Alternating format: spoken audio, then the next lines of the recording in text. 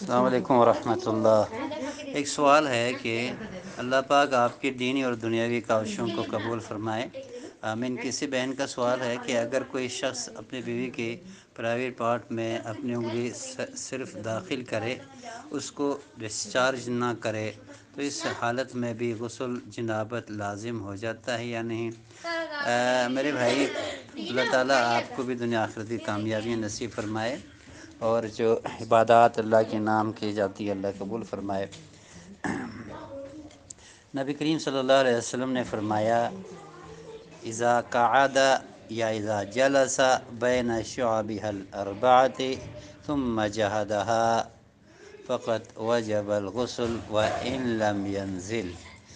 کسی انگلی کا کسی جسم کی کسی اور حصے کا ذکر نہیں آتا، مخصوص جو انسان بستری کی صورت میں کرتا ہے، اور اس کا بھی دخول ہو جائے علاج، اور اس میں ڈسچارج ہونے کا کوئی شرط نہیں، بس داخل ہونا، اگرچہ ڈسچارج نہ ہو تب بھی اس پر غسل واجب ہو جاتا ہے۔ لہٰذا جب خاص طور پر ذکر کر دیا گیا